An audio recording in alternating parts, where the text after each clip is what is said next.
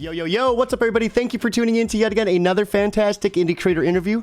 It's your Cape Crusader Cody, and we're keeping it geekly with our new guest, Alex Batts. We're here to break down this upcoming awesome cyberpunk anthology, Cybersync, and everything in between. Alex, welcome to the stream. How are you doing tonight? I'm doing great, man. Thank you so much for having me. Very nice, clean intro. Love to see it. Yeah, like we were talking backstage, I had about 356 times to practice it beforehand. Yeah. Sometimes, for whatever reason, doing it live, I don't know if maybe just the pressure. It's like, dude, if you mess up, you mess up. Either you're going to have to go back live and be like, okay, let's redo that or not.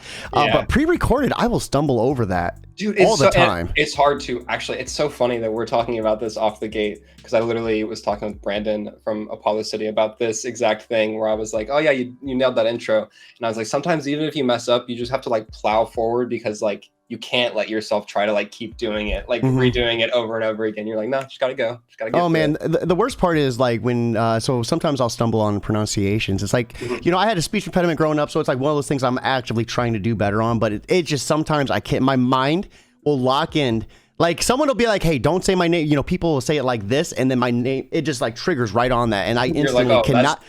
That's how I have to do it. Yes. And then, so I'll go through it. I'll mess it up. And I know I mess it up. And I just have to literally, like you said, like plow through it, keep chugging forward.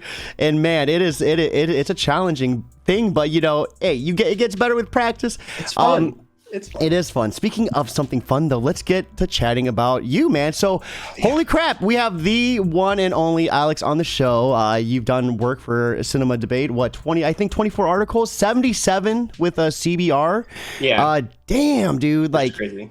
Put in some work. How many keyboards have you gone through? A handful. Quite a few. Yeah. It's fun, though. I mean, yeah. So Cinema Debate, they used to be Comic Book Debate. I don't know if anyone like in chat or who will be watching around the Twitter sphere or like geek web when they were starting, but so I've been with that team for a long time. Those guys are amazing.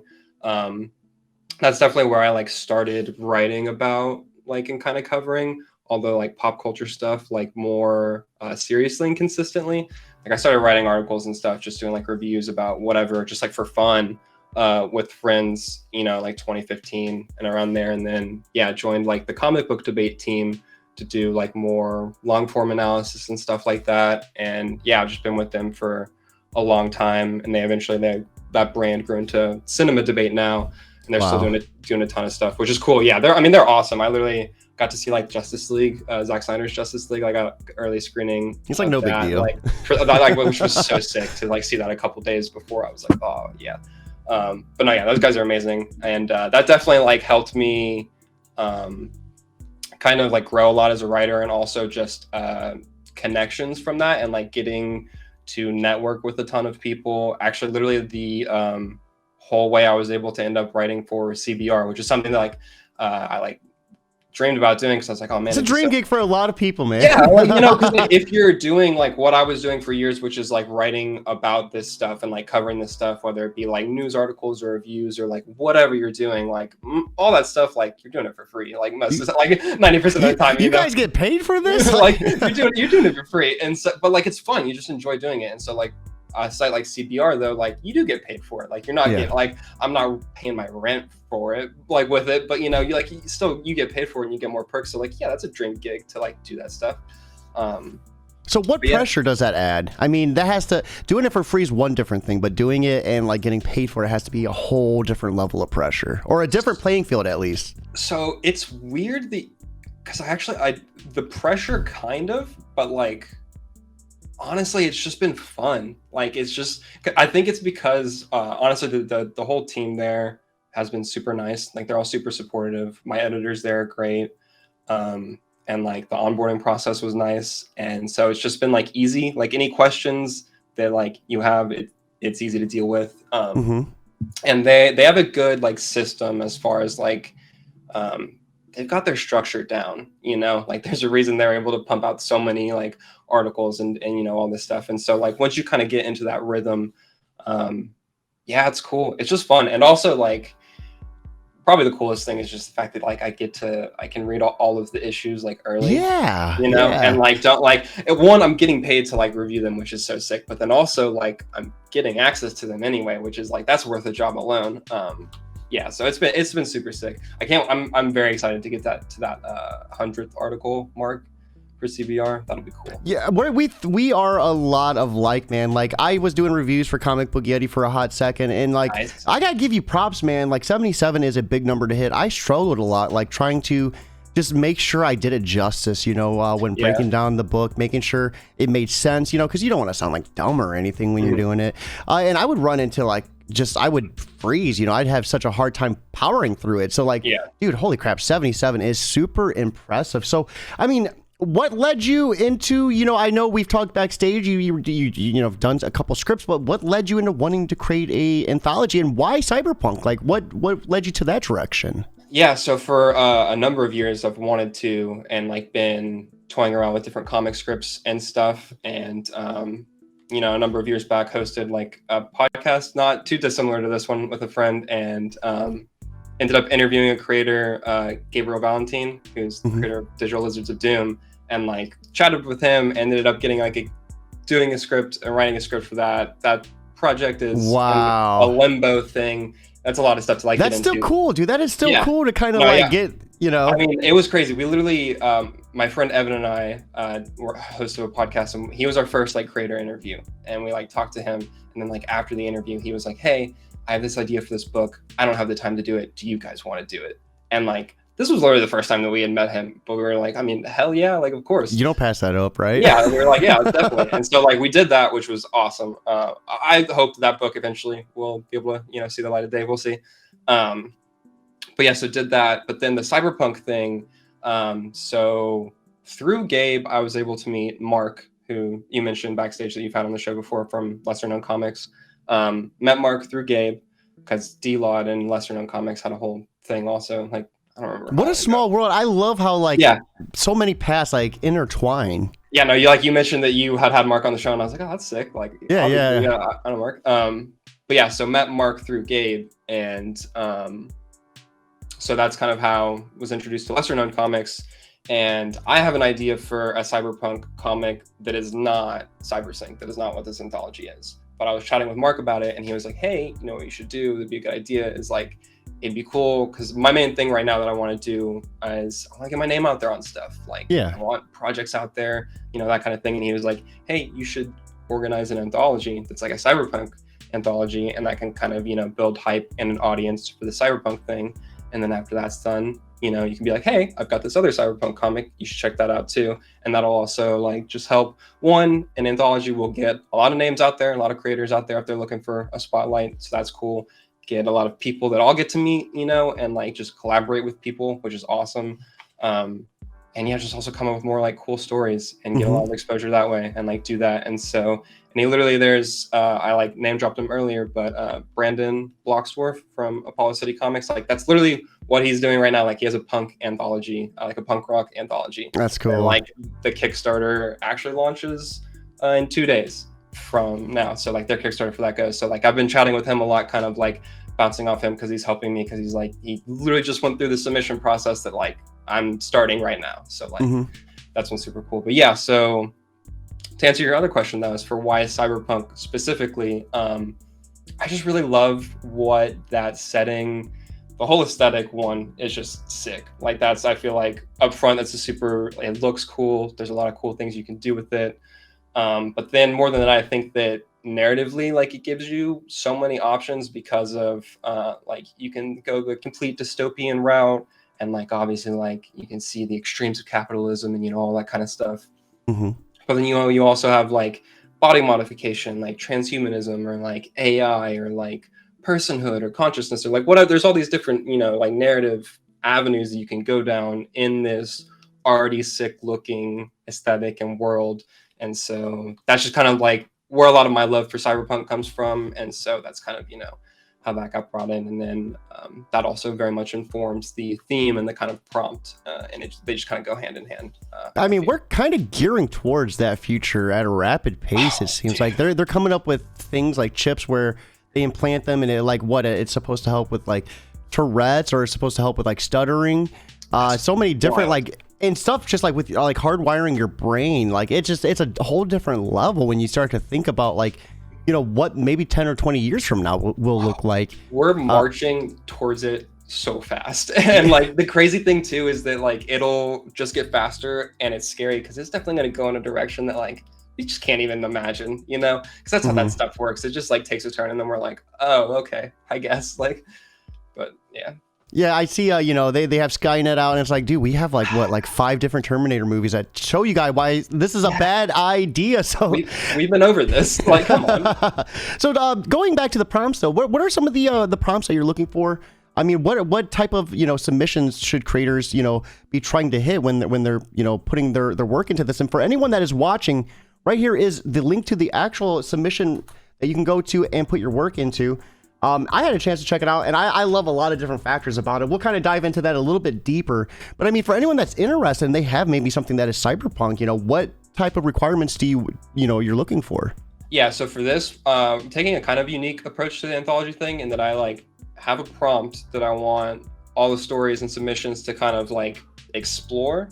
So the prompt is basically that in the future, there's a procedure where participants can get this neural implant that allows them to communicate instantly, telepathically. But more than that, they can experience the sensory experience of the other person. So like they understand, like they can smell what they smell, they can feel what they touch, they can everything, you know? So like the idea is that you literally get to understand. It's like you get to walk in someone else's shoes, you know, it's the whole thing.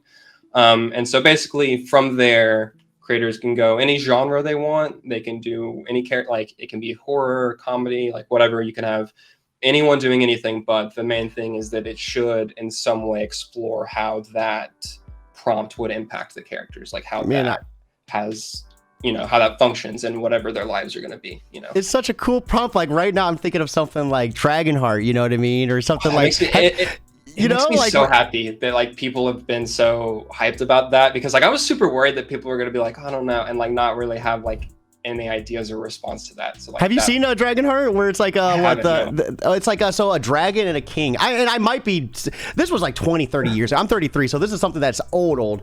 And like, so this dragon is like, I think it's a prince or king, share this heart. And if you kill the one, you kill the other type deal. Okay. Yeah. And like, all I'm thinking is like, okay, they're sharing like telepathically, like emotions. Like, what if like something like that happens too? What if what if it breaks in their head and they're stuck in man, I gotta submit. So that's basically, that's the kind of guideline as far as submissions.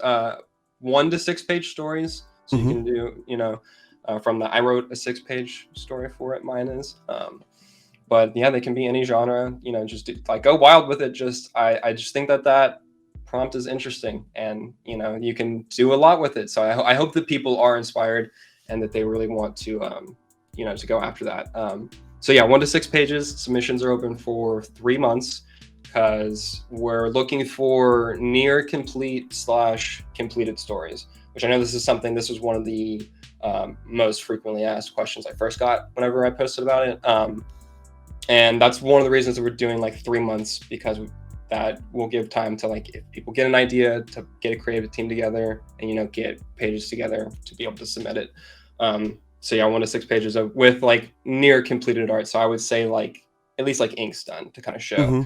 And the main thing for this is just because we are trying to avoid like picking something and then like going forward with it, and then something happens like with the creative team, someone can't do whatever, which like happens, you know, life happens obviously, and then like, you know, then we're down a story that we thought that we had in it. So like that's just kind of the trade-off there. But, and I think, you know, it's enough time for you to really organize things on your end too. I mean, yeah, that's the other thing, is that in that time, like while submissions will come in, we'll go and do like logo design, book design. We'll like figure all that stuff out, figure out exactly what we're going to do for the Kickstarter, like tiers and everything like that. How we'll figure out all the like back end details that we need to, like while we're going through that. That way, by the time the submissions close, I'll be able to go through those, get everything out, get those acceptance notices out, and then we should be, you know, all things going to plan, ready to roll into the Kickstarter. And, you know, based on which, that will also, and the reason I put subject to change on there, that'll depend how lesser known comics pipeline is at the time too, with like their books and stuff.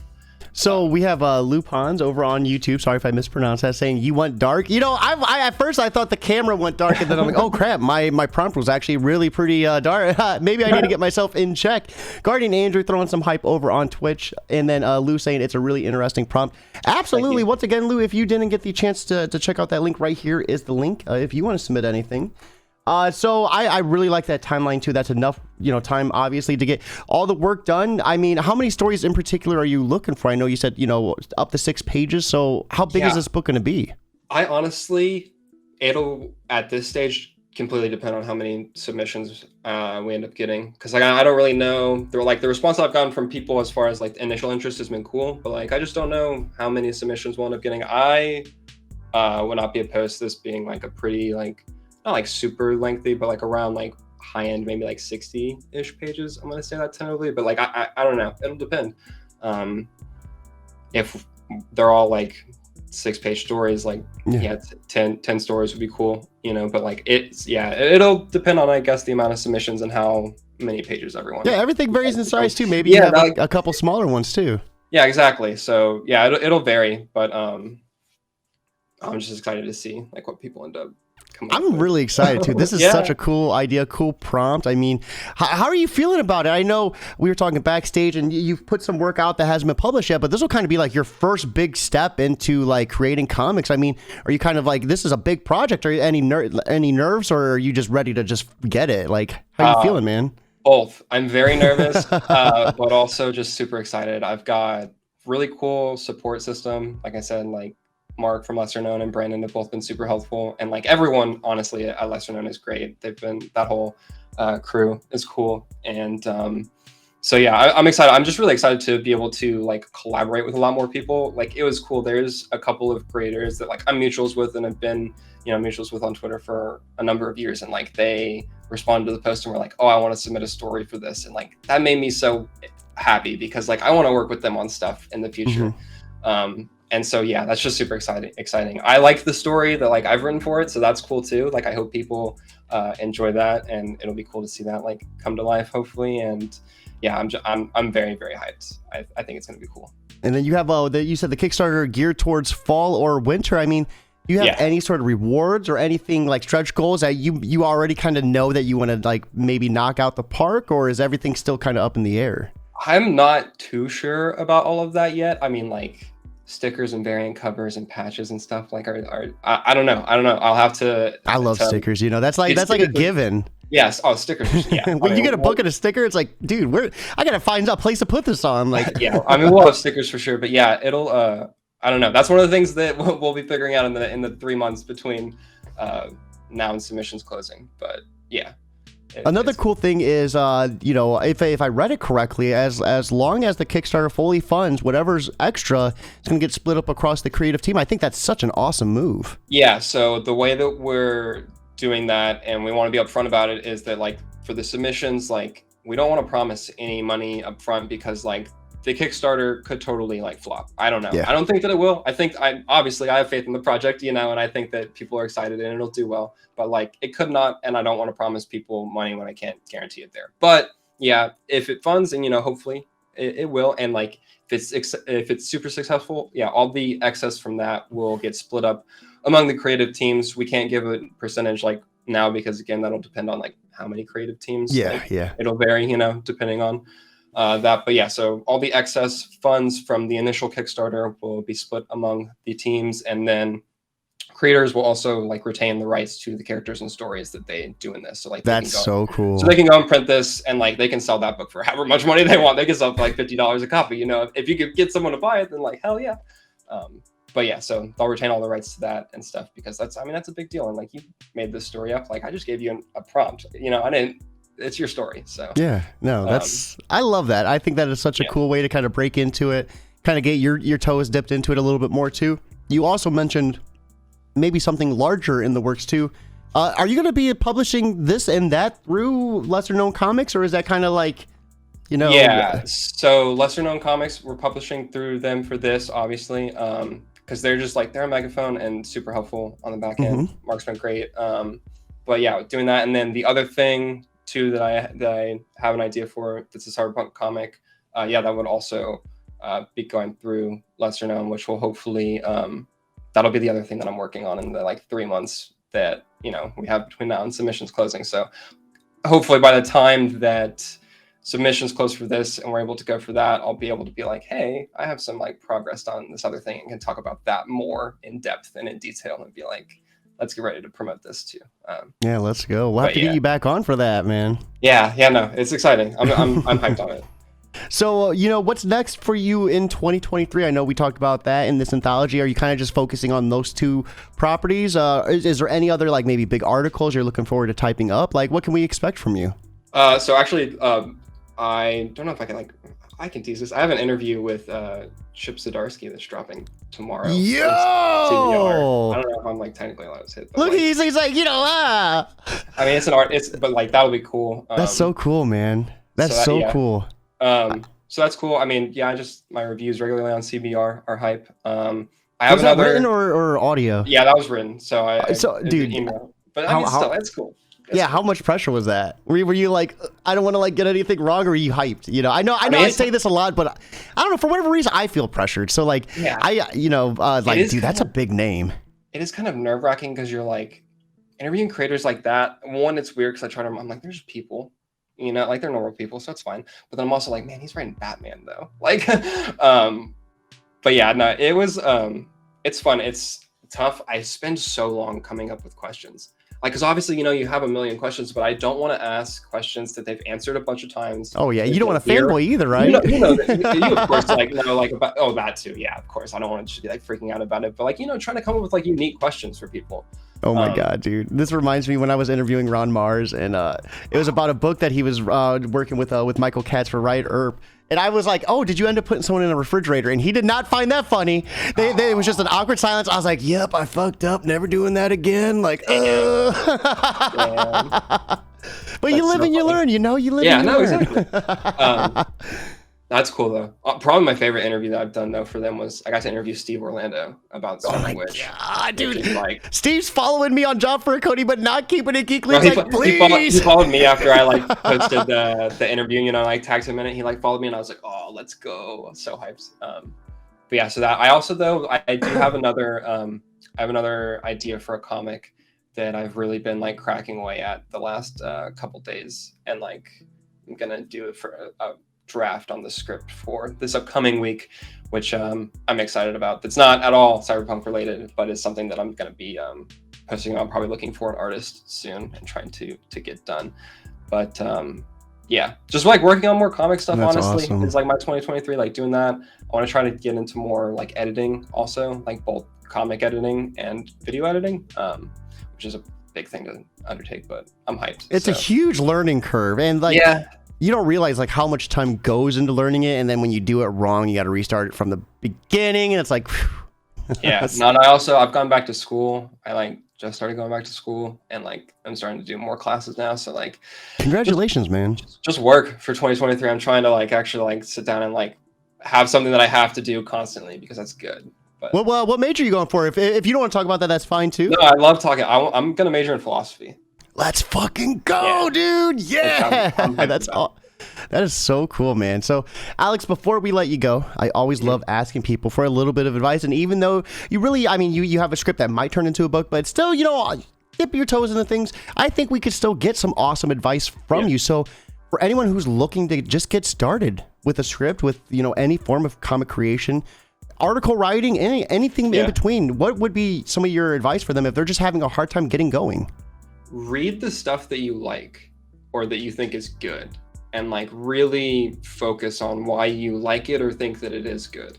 If you can do that, then I think with anything, honestly, not even just writing, but the stuff that you want to pursue, if you can figure that out, because then you can replicate it and figure out how to do it. For comic script writing, there isn't one people will say there's a right way to write a script, but there's a lot of different ways you can write a comic script, but just find a comic script, read it, and then adapt however it is comfortable for you to write it.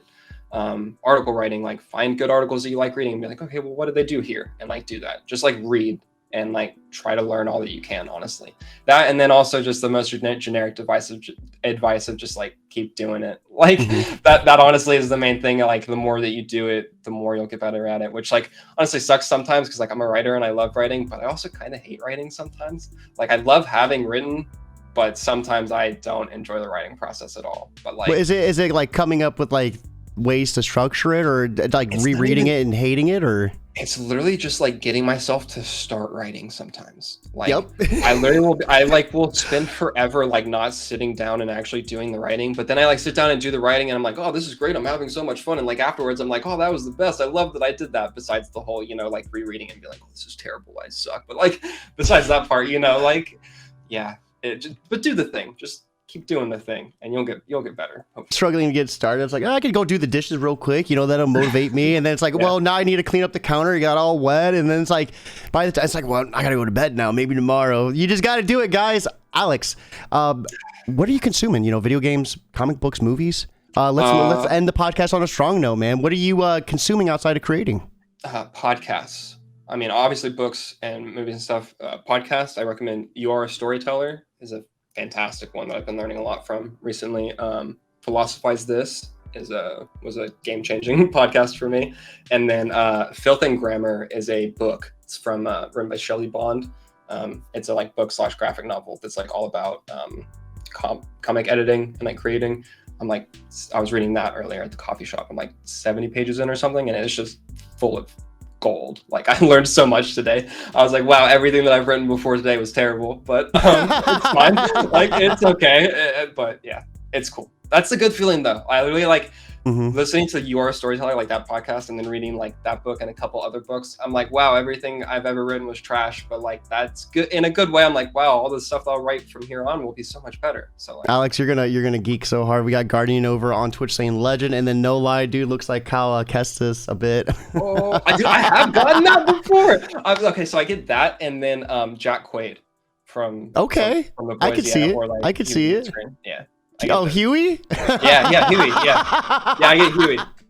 That is awesome. That is. I can see it. Like, it's fine. I'll take that. That's a compliment. So everyone watching, you got some time. Yeah, submissions are open April 10th to July 10th. Right here is the link for you to submit.